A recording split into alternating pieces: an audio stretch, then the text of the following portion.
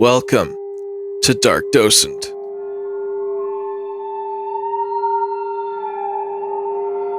My name is Jake. Join me as I guide my friend James down the paranormal rabbit hole, attempting to prove the authenticity of a new case each week. Today's case: the disappearance of Granger Taylor.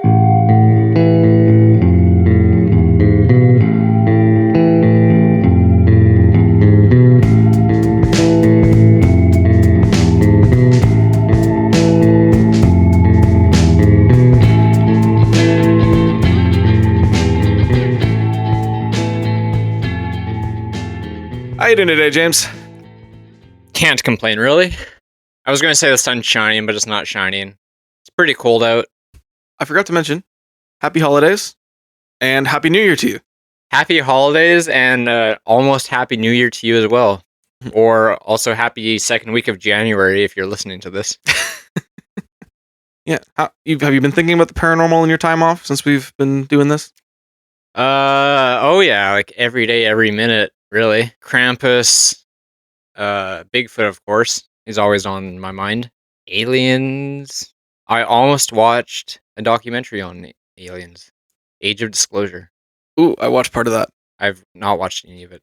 A lot of people are kind of offended by that. Offended? Yeah. Did they use the word Christmas in there? No. It's because a lot of people are offended by that because they think that it's bad to assume that the aliens are dangerous. Because the Age of Disclosure documentary comes at it as a very national security standpoint.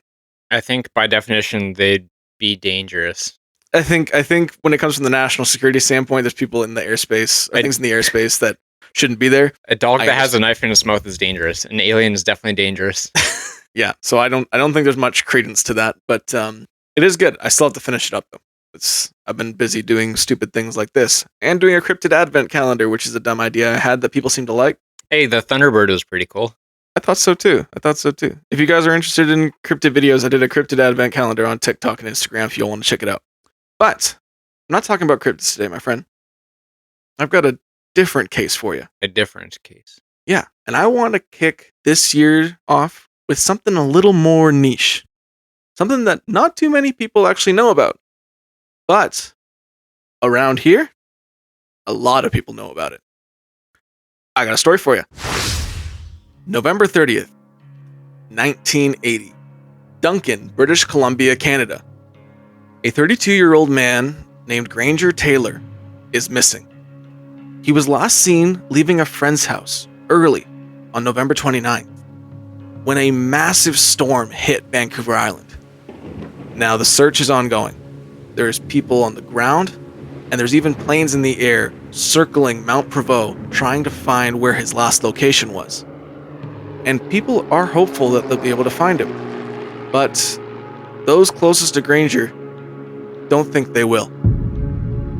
They aren't surprised that he's gone missing, and they expected this to happen, because Granger told them that he would be leaving on November 29th. And he even left a note. This is the note that Granger Taylor left on his closet door. Dear Mother and Father, I have gone away to walk aboard an alien spaceship. As reoccurring dreams assured a 42-month interstellar voyage to explore the vast universe, then return. I am leaving behind all my possessions to you, as I will require the use of any. Please use the instructions in my will as a guide to help. Love, Granger. James, have you heard of the disappearance of Granger Taylor? No, I don't believe I have. But I have been up Mount Prevost. I actually slept in the back of a Jeep overnight there with snow on the ground. It was very cold and uncomfortable. Did you experience anything strange up there? No, but it was a beautiful morning. You know, Mount Prevost, or Prevost, it's kind of pronounced both ways. Yeah. It's actually a pretty strange place. Mount Prevost has the most Sasquatch sightings on all of Vancouver Island. Also, has a lot of UFO history. At this time, the late 70s, early 80s, UFOs were at an all-time high for popularity around Duncan, British Columbia. Duncan, British Columbia actually had the most sightings in 1976 and 1977 worldwide. And it's like considered a real hotspot. So it's not too surprising that Granger would be interested in this kind of thing. But Granger's a really interesting guy. It sounds like it. We're just touching the surface. Here's some more about Granger. So Granger Taylor was a loner. He kind of stuck to himself, stayed on a farm that his family owned around Mount Provost, and people knew him as a gentle giant. He had a very big frame, very tall man. I actually have a picture of him for you.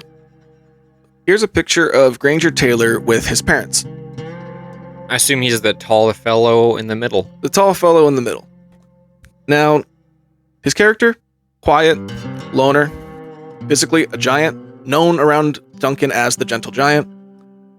But he'd also built a reputation as a bit of an eccentric character around Duncan, known for his bright pink Datsun pickup and his many projects. He always had a project on the go. And if he didn't, he would constantly talk about needing a new project. Remind you of someone? Project vehicles specifically, or just projects? Project vehicles, but other mechanical things. Granger was a mechanical genius. He restored over 30 cars by himself in his backyard. And I'm talking like, things of the time from the 70s and 80s, but also like old Model Ts. And I have a picture of one of those for you as well. Woo! Here's one of the old cars that Granger restored. Restored, it's not even there. It's a seat on a frame. No, that's like what the car looked like. That's like from 1901. Damn. Yeah, that's like right down, like look down, if you look closely, like that's no rust, no nothing, completely refurbished. Probably steam powered. Yeah, like that's like old things he would refurbish.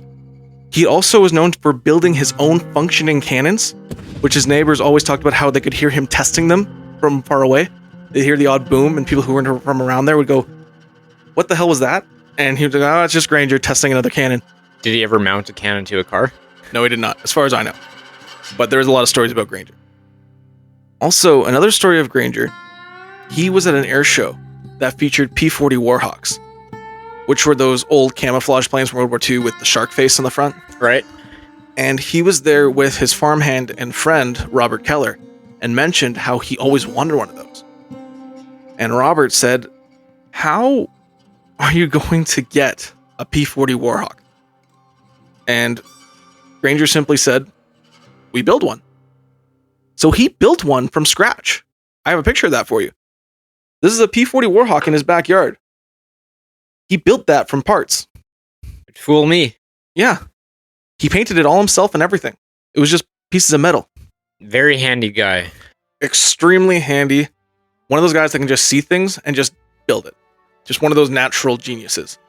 And he actually dropped out in grade 8. So he's just one of those guys who was just a complete natural sort of thing. However, he has one build that is more famous than every other build he's done. One time Granger was hiking around Shawnigan Lake, and he looked down in a gully and found an old flipped over train. He was convinced that he could completely refurbish this train and bring it back to its old self. And over the coming weeks and months, he took each part of that train, bolt by bolt, piece by piece, hauled it back to his house, put it all on the ground, laid it all out in front of him, and completely refurbished it and rebuilt it. I have pictures of that for you as well. Show me the train. All right, so here's a before picture of the train. Okay. Yeah, that's in the woods. Here's what Granger did to it. Colorized it. He painted it, refurbished it, all back together. He took it all back apart, put it all together, and that thing ran on tracks in his backyard. The ultimate train guy. Yeah, 100%.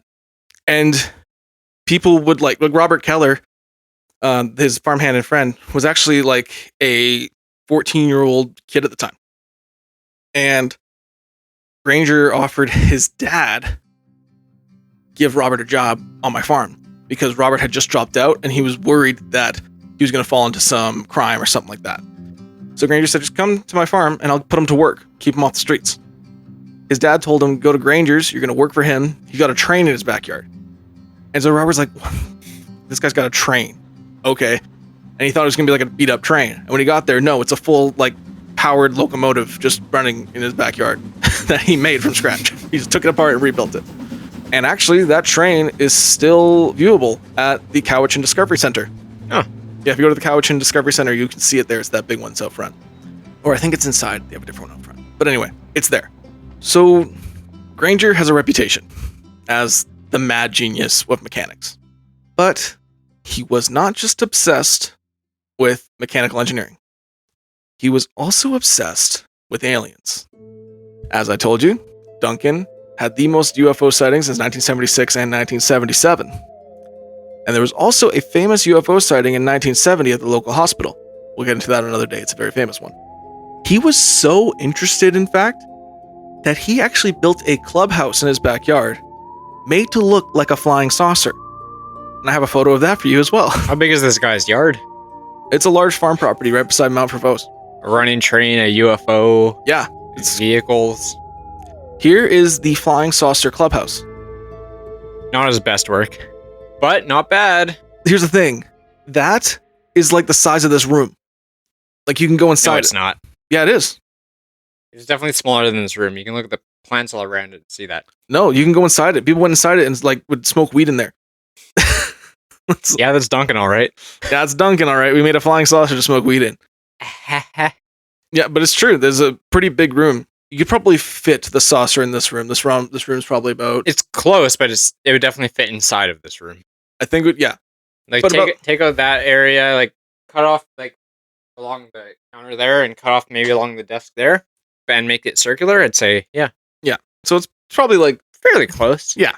700, 800 square feet. you could comfortably go inside it. He had couches and like a furnace in there. Like it was an actual hangout place.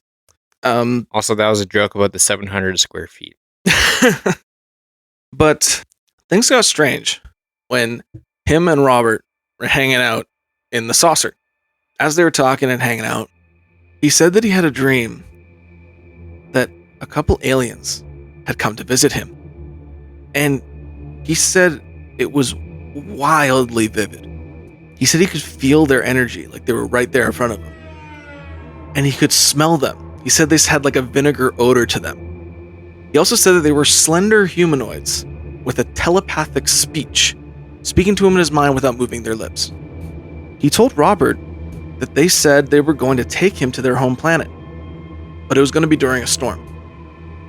They needed the storm to cover their giant ship, and it was going to be a 42-month journey, and then he will return home.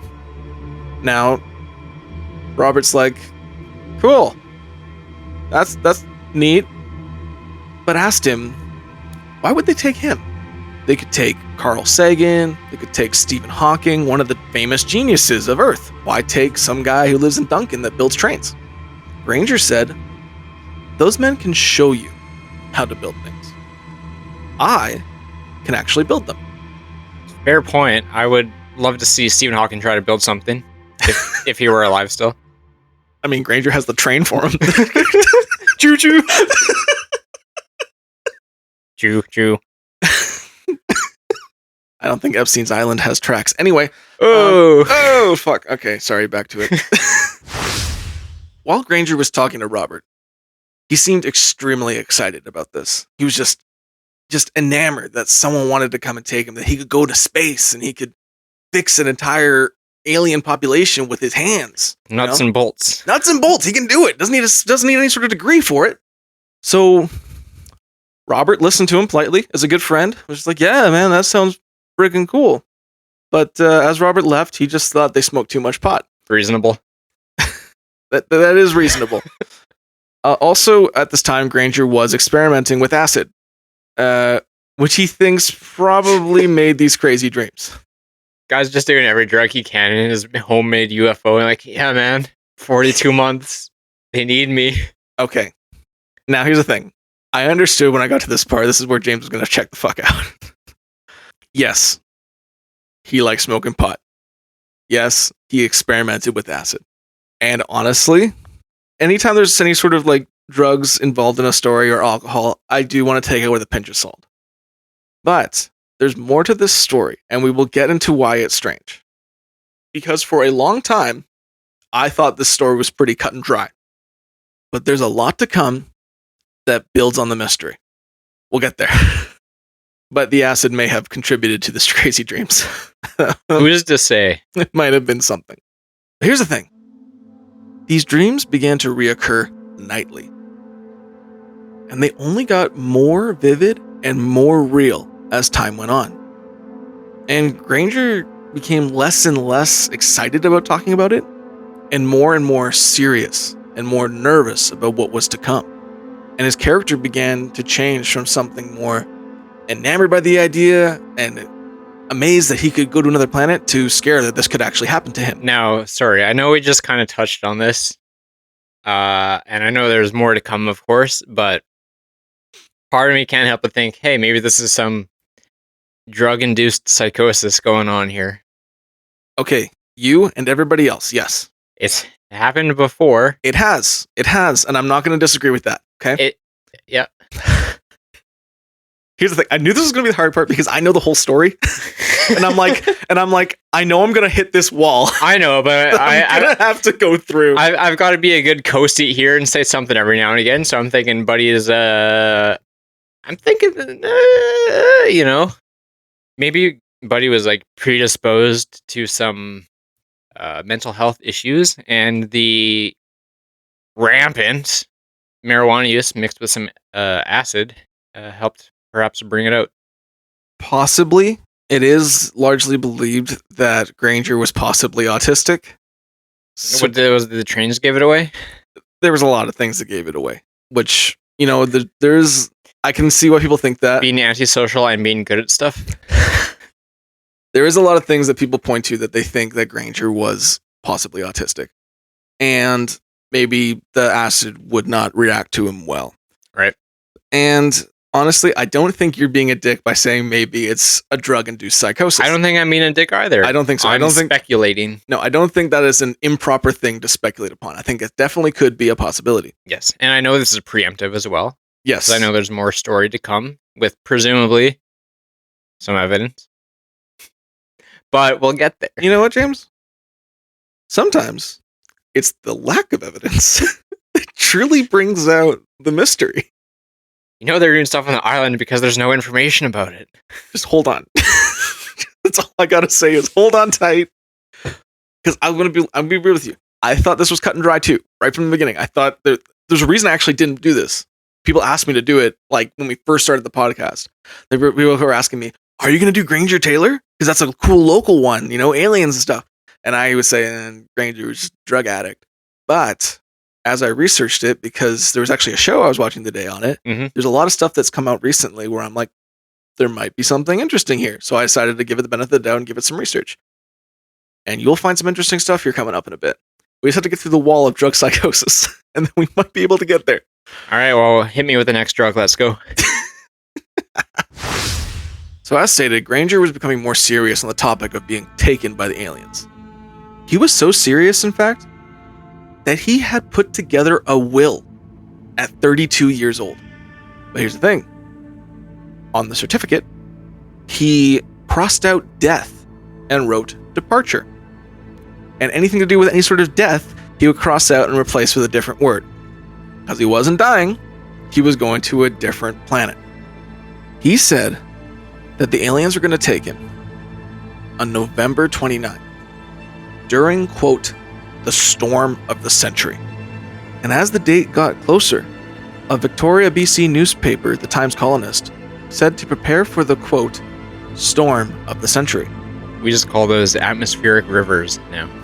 I like storm of the century more. I guess we have a lot more century to go, so we can't use that yet. Well, on November 29th, he went to different friends and family and began saying his goodbyes. He's going door to door and being like, "Hey, I'm being taken by the aliens tonight. I've left everything to my parents. It was great knowing you. Probably won't go see me again." Just going around to all his neighbors and stuff. And his neighbors were like, "Okay, Granger, fun with the aliens." If my neighbor came up to me and said that, I'd probably say the same thing. Like, "Okay, buddy, enjoy. Can I have your train?" Can I have your train? Yeah, okay, pal. Yeah, that's basically what it was okay, pal. Actually, Robert, when he went to go say goodbye to Robert and he was with his family, Robert asked, "Can I come too?" And Robert's dad said, "Yeah, take him. He's a pain in my ass." And Granger said, "I can't take you. You weren't invited." He was very serious about this. And each time he left someone's house, that was the last time they ever saw Granger Taylor. That night, he drove off into the heaviest storm that Vancouver Island had seen in a long time. And he wrote a note and left his will with it and taped it to his closet door. And that's the note we went over at the very beginning. Now, the next coming days, people realized that Granger actually was missing. And the search began real quick. And as I stated, on foot and in the air. And here's the thing. The search was focused on Mount Prevost, but no one found anything. No piece of Granger, clothing, tire tracks, piece of the truck, nothing. And we're looking for a bright pink Datsun pickup. It's not going to be hard to find. No. Now, sorry, was this a snowstorm or like a rainstorm? A thunder rainstorm. Okay. And it was one of the hardest to hit Vancouver Island in history. Yeah. People started to get worried when they couldn't find anything. But when they did find nothing, people started to think, you can't find a pink Datsun pickup in the woods? And people stopped looking around the woods and began to look up. And a lot of people started to think that Granger was actually taken by aliens. Him and his truck? Him and his truck. Who knows? There's a pink Datsun pickup you can't find. So, there's reason to believe, apparently, if this ship, according to Granger, the ship was going to be huge. Not like your typical flying saucer, like a full-on mothership. And if they were to take him, why not take the truck too? After this, there was nothing. And people, instead of looking for evidence, began counting down the days. 42 months, and he'll be back. However, 42 months passed. And around the time that Granger was supposed to return, Granger's brother Doug was actually working Coast Guard and went out onto the deck of his boat and looked up the whole night, hoping that he would see a ship come down to bring his brother back. But no one came. And a lot of people around the family were like, don't worry, he'll come back. He said he'll be back in 42 months. He'll be back. It's space. Who knows? They might be a little late. However, the people closest to Granger, friends and family, all kind of knew that Granger wasn't coming back. Not because they thought something else happened, but because Granger explained how space travel would work. Granger explained to people that it's a 42-month journey. For him or for people on Earth? For him. Okay. And everyone knows when you're traveling at the speed of light, you're moving slower than people who aren't. It's possible to go forward in time, but not back. Precisely. You're a scientist, Yeah. So he tried to explain to them, no, it's a 42-month journey for me. By the time I'm back, I would have only aged 42 months. But it's 100,000 light years away. What? So when he gets back here, it'll be 100,000 years or so. And everyone he knew will be dead and gone. Presumably. A lot of people closest to him accepted that he was taken and they'll never see him again. And this was especially heartbreaking for his parents, because his mom actually wasn't around when he was taken. She was on a whole trip to Hawaii. And so when she got back, she learned Granger had disappeared. And her and Granger had a very close bond. So she was heartbroken, and she actually looked up every night hoping he would come back. And they kept the porch light on every night till the day they passed, hoping that he would be welcomed home. Oh. Yeah. It's really sad, and it's unfortunate. She never lost hope until March 20th, 1986. They may not have found Granger, but they may have found closure. Wait, hold up. 86? Yes, sir. That's less than 42 months since his departure in November of 1983. Isn't it? 83? November 8, 1980. Oh, 1980. Go on. Really good at the note taking. The only notes I have were 1983 Duncan November and Granger Taylor. It's probably got more words than your normal notes. And it turns out one of those two notes was wrong. Now you know why I don't trust the media. It's called time dilation. Oh, right, like in Roswell. Yes, They mixed exactly up like Roswell. They mixed up the years. Yes. By 10 years. Yeah. Okay. It wasn't Granger Taylor. It's the same thing. Right. Okay. Of course. I'm sorry. You should be. I should be. I should have known. Okay. Fact check. Plausible. Go on. On March 20th, 1986, municipal workers in the area found a crater on Mount Provost. As they looked in the crater, they found pieces of a truck scattered around the area, including a tire rim that was found 40 feet up in a tree. Now, police were called to investigate the area, and to them, it looked like the wreckage was caused by a massive explosion. I actually have pictures of the wreck for you. Were these pink truck pieces? Keep that in mind. Okay, keeping it in mind.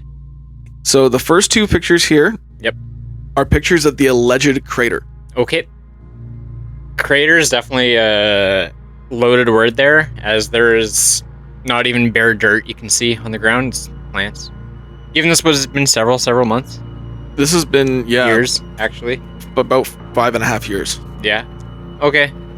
They also found this frame of a Datsun pickup. You know, I'm a big fan of Datsun and Nissan. My neighbor has a Datsun pickup. Those things kick ass. Here are 4 more pictures of the site, basically all the pieces they found. I believe it's the frame, tailgate, engine block, and a couple scattered pieces of debris. And the last image is of the tire rim that was found in the tree. Well, a couple things. Yeah. One, I didn't see any pink. Given it's been 5.5 years in the forest, everything's rusted and corroded, probably. Mhm. Also, there's lots of old-ass abandoned vehicles in the woods all over the island here. Yes. We've come across several. You're always like, how the hell did this get here? Every time? Yeah. Because it's in the forest. I wonder if this is maybe just a coincidence. And then that like tire rim, or the rim in the tree. Yeah. Maybe someone just threw that up there. Could have been. It was all mangled and crushed, kind of like a tire derailment. Yeah, like it was just, I don't know. Well, I'm surprised and happy you noticed a lot of different things about the site, because that's a big part of it. It didn't really look like a crater. Mm-hmm. So the police were adamant that this was an explosion, and they were quick to assume that it was Granger Taylor's truck. And actually, his brother Doug went up to the site, and he saw the wreckage himself, and claimed that the serial number on Granger's truck matched the serial number on that destroyed truck. Also, there were fragments of bone that were found that were believed to be human. Now, at this time, Granger was going through a rough time. He was very lonely. He had never had a significant other. He even had a newspaper ad for himself looking for a relationship. And I can actually read that for you right now. Sure. Because they didn't have a Bumble back then. No, this was how it used to be, was put yourself in the newspaper.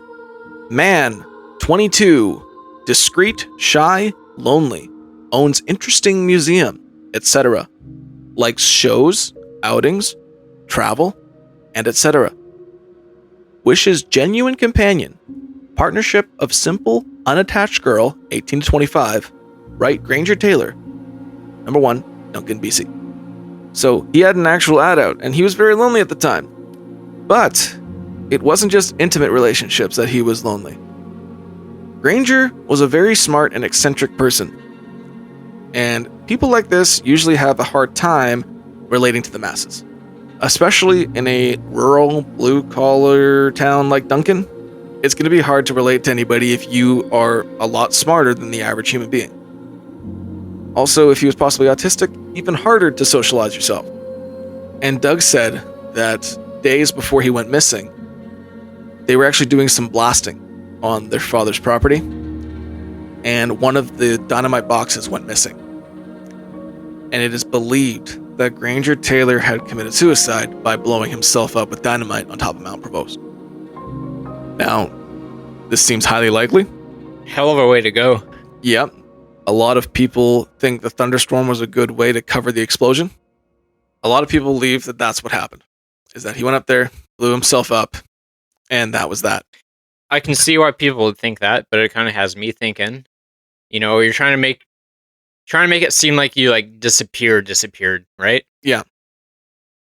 blowing yourself up with dynamite seems like it would leave an okay amount of evidence that you didn't just disappear. That's a very good point. Given he also did a lot of drugs. Okay, yes, he did do a lot of drugs. But there is some strangeness and inconsistencies with this story. Right. Though it is firmly believed by the RCMP and by lots of the family that Granger blew himself up, a lot of the friends of Granger and a lot of people locally do not think that's the case. And there's actually a bit of a local conspiracy theory around this. Here's some of the strangeness surrounding Granger Taylor's disappearance. The box of dynamite was not reported missing until 1986. Why was it not reported back in 1980 that a box of dynamite was stolen?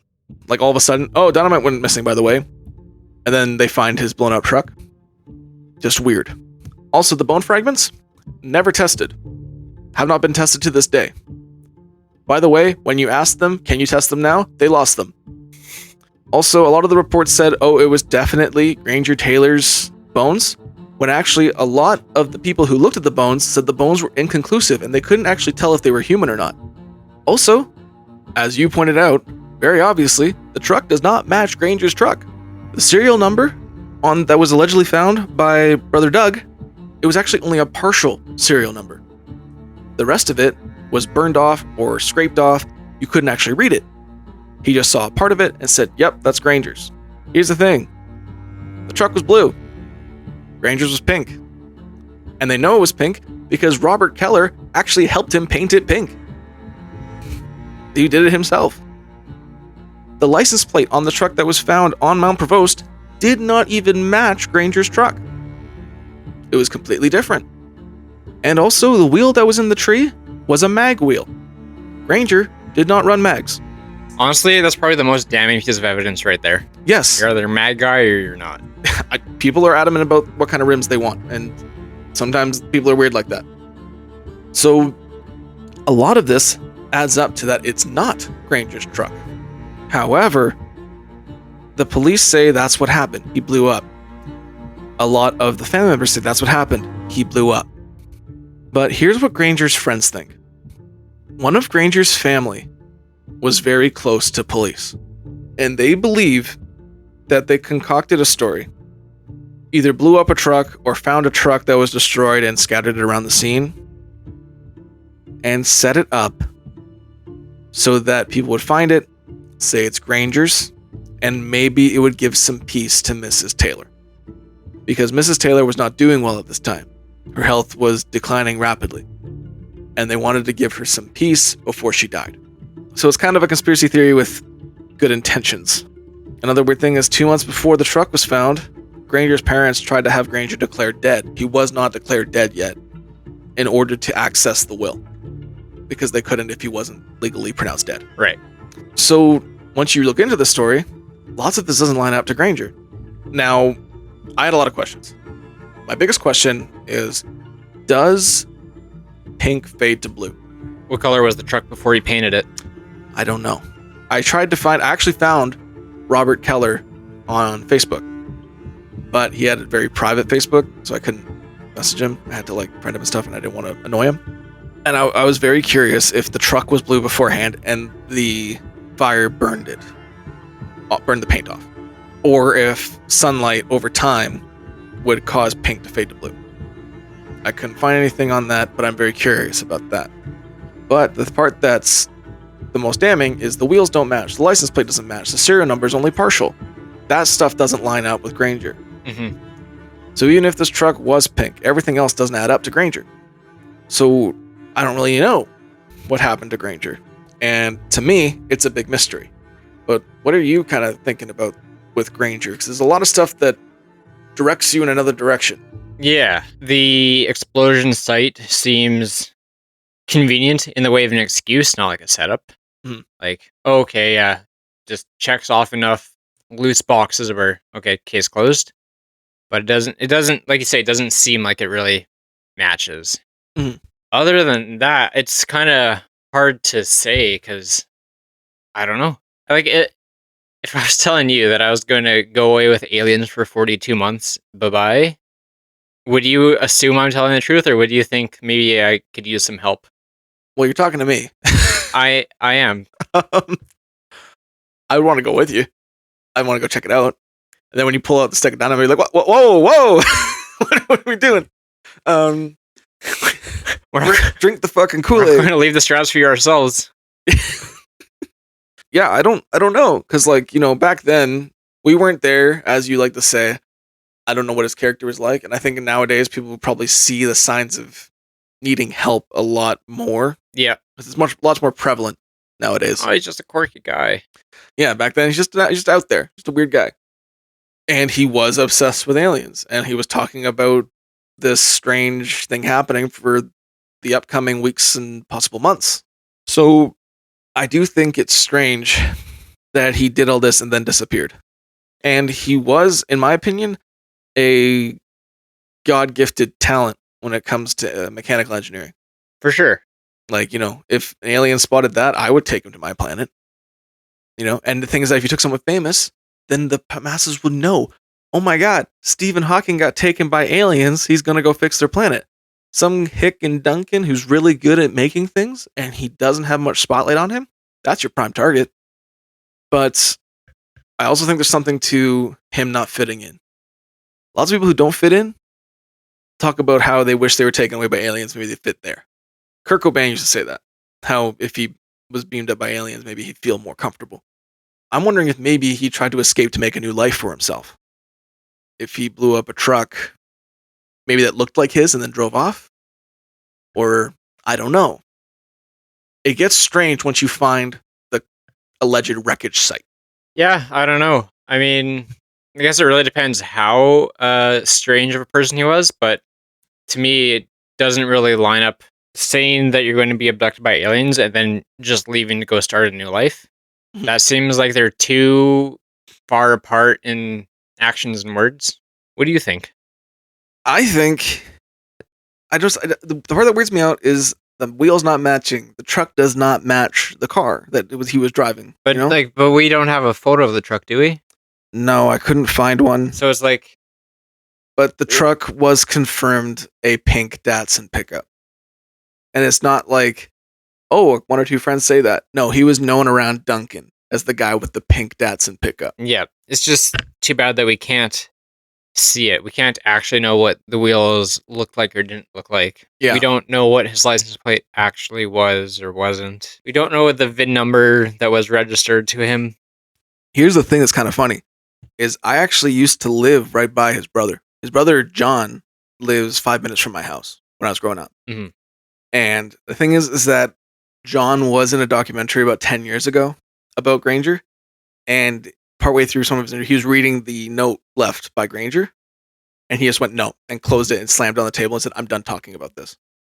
Because I think he believes that Granger killed himself and he doesn't like the fact that it's turned into a paranormal thing. That's so fair. That's so reasonable. Yeah, and I'm pretty sure a lot of people come and ask him, like, hey, what happened to your brother? Was he taken by aliens? And he's probably pretty pissed off about it. Yeah. I don't want to bother him. He seems like a nice enough guy. Yeah. He knows my dad. And, maybe he had a picture of the truck. I would love to ask him if he had a picture of Granger's truck, but again, I don't want to bother him. This is something that a chapter he's trying to close in his life. Yeah, and he's an older guy too. I don't want to bother him. Yeah. He lives on a quiet house in the Highlands. I'm not going to bother him. But I am curious if there are photos that, families have privately of his truck.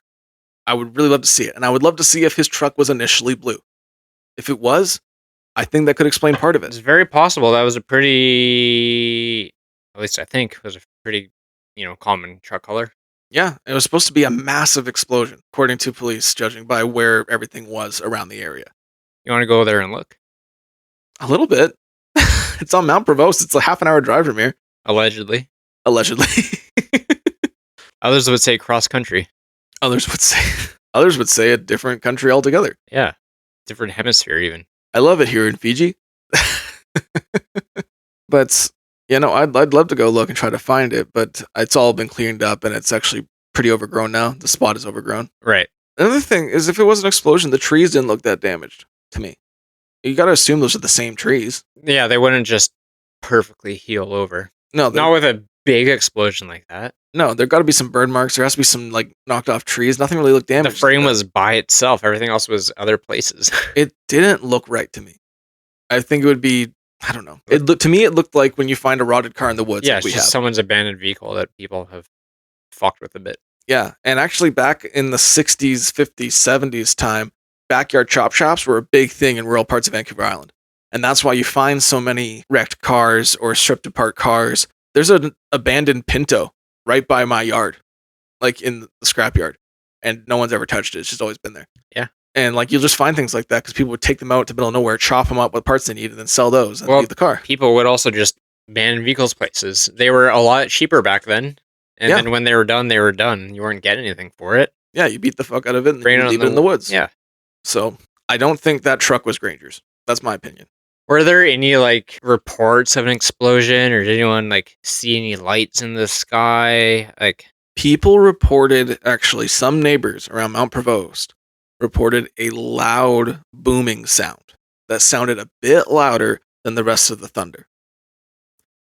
Kind of similar to Roswell. Remember, they reported that one boom that was louder than the rest of the thunder.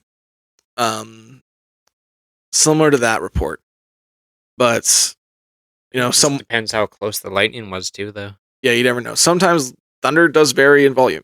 Yep. So that doesn't really prove anything. But some people say they hear that boom a little louder than the rest of the thunder, and that could be the explosion happening at the same time as the thunder. But that's it. So yeah, no reports of a forest fire. No reports of smoke. No reports of anything like that. No alien ships flying across the sky. Well, they were allegedly using the clouds to cover their mothership, which is also a thing that people report in other UFO sightings of bigger ships, is they use the clouds to hide themselves. I saw they did that in a Marvel movie as well. And I think in Independence Day as well. Welcome to Earth. Welcome to Earth.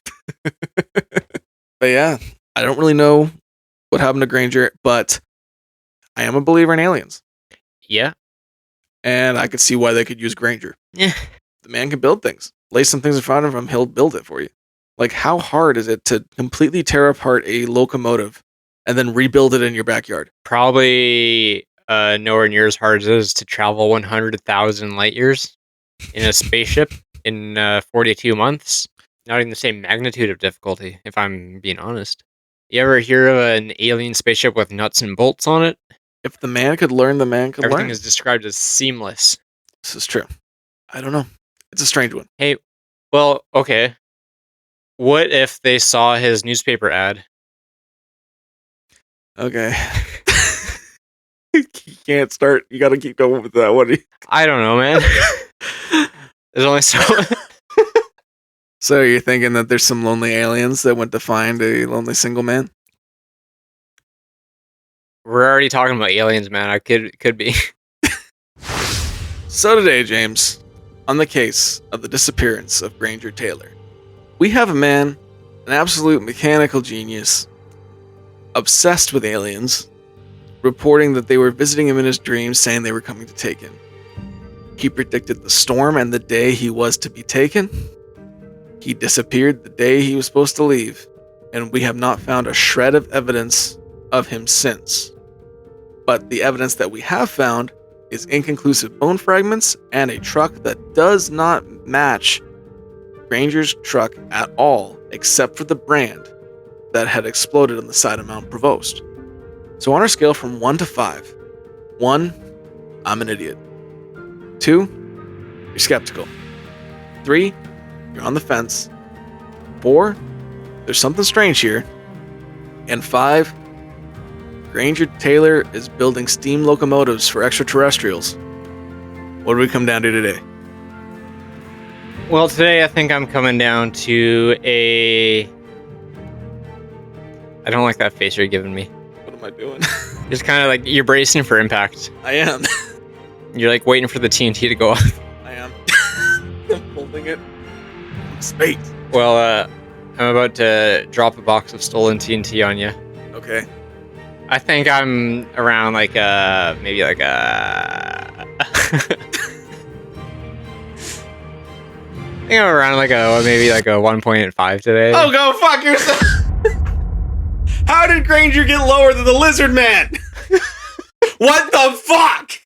It's a new year. It's a new... You gotta explain to me how Granger is lower than the Lizard Man.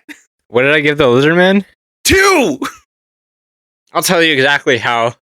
The Granger got lower than the Lizard Man. Give it to me. Like Chris's Lizard Man? Yes. Fuck. Oh shit, that one? Well, okay, a couple things. A couple reasons why. 1, new year, new me. 2, I'm not scared of you anymore. The fuck does that mean? It means I'm not afraid to give you low ratings. Ties in with number 1 there. 3, I've said this before. Each individual rating, you can't compare to any other one because it's all like it's all situational in the moment and how I'm feeling, you know. And you haven't eaten yet, and that's the problem. No, it's 4:00. I've not eaten yet. There's nothing to do with this, really. Maybe a little bit, but I don't know. You can't take any one rating given in the moment after I've listened to the stories and then compare it several months later to another one. Okay. I just don't believe it. Sorry. Okay, well, what do you think happened to Granger? As far as we know, he could have driven his truck into maybe not Shawnigan Lake because we would have found it by now, but he could have driven it off of a cliff somewhere into the ocean. He could have driven just off the island. There weren't exactly security cameras back then, presumably. Yeah. I mean, there's any number of things that could have happened, including blowing himself up. Like, I don't know what his truck looked like before then. It could have had mags on it. According to people close to him, it didn't. That's all I'm saying. Yeah, I know. All right. Sorry. That's fine. Starting the year off strong. Well, New year, worst James. That's what we're going for this year. New year, no bullshit, James. You know what? I'm here to tell it how it is, and there wasn't a lot of evidence on this one. The lack of evidence is what's crazy. That's crazy, man. All right. Well, James, I am a 3 to 3.5 on this one. 3 to 3.5. I think something strange. What's tilting you over the fence? Just the fact that the truck doesn't match. If we found a truck that absolutely matched, the license plate doesn't match. The VIN number is only partial. The mags are different rims than what he ran. The color of the truck is completely different. Right, but we're taking like a for lack of a better phrase, maybe a police cop out here saying, "Okay, case closed. Next." Yeah. So, but we have pictures of the destroyed truck in the woods. The only reason that I'm not higher, and I'm leaning towards more of a 3, is because I want to see what color Granger's truck was before he painted it. Yeah. If it was blue, then I'll say, you know what? There's more credence that could be Granger's. And before I read into this case more, I was full skeptical. I thought Granger blew himself up. But because the truck found at the scene did not match Granger's, I was more curious about it. So that's where I'm staying. I'm saying more of a 3, I'd say. I don't know what happened to Granger, and in my opinion, we don't have enough evidence to prove that he blew up or was taken by aliens. Yeah. I mean, other than the guy that may have had a little bit of mental health issues who also smoked a lot of weed and did acid, saying he was going to get abducted by aliens, it's not quite enough. No. But, very interesting guy. Yeah, oh yeah. I want to learn more about his mechanical stuff. I wish there was more out there about the mechanical side of things. He would be incredible to have as a neighbor if he ever had any mechanical issues. But unfortunately, when you look up Granger Taylor, he's known as the Spaceman of Vancouver Island. But I would love to learn more about his projects that he did and see more. And as far as I know, you can only see the one, which is the one at the Cowichan Visitor Center, which has his train. But anyway, James, I hope you at least enjoyed the story. Oh, I did. I learned a lot. I want to go to Mount Provo and poke around a bit more. Yeah, I feel that. Although it's a big mountain and I don't know where I would start. True. Also, I want to hear what people say. Is it Mount Provo or Mount Provost? Because I've heard it pronounced both ways. I've said it both ways. I have too. And I've always heard it Mount Provost until I started reading into it and people were pronouncing it the French way. So I don't know. Maybe I'm just uncultured. Well, we are in Western Canada. We do not speak like des Quebecers. So it's Mount Provost. It's Mount Provost. All right, done. Well, anyways, Thank you for listening, everybody. I hope you enjoyed this episode. I can't get James over the fence this week, and he almost called me an idiot because of it. Jake looks like I beat him with a fish. On the inside, I feel like it. Follow us on all of our social media pages, Instagram, Facebook, and TikTok for case photos and updates. The link is in the description of every episode. If you enjoy what we're doing here, please rate and follow on Spotify, subscribe on YouTube, or wherever you listen to the podcast. It really goes a long way. Also, share with your friends. Word of mouth is the best advertisement, and it's free. And if you have any case photos, or I've actually had some people talk to me about cases that they've done and send me evidence that they've found, you can email us at darkdosandpod@gmail.com. With that, James, any words to the wise? You can't do a lot of drugs and tell people you're going to be abducted by aliens. It's got to be one or the other. Wise words from a wiser man. Thank you for listening, everybody. We'll see you on the next one. Bye-bye.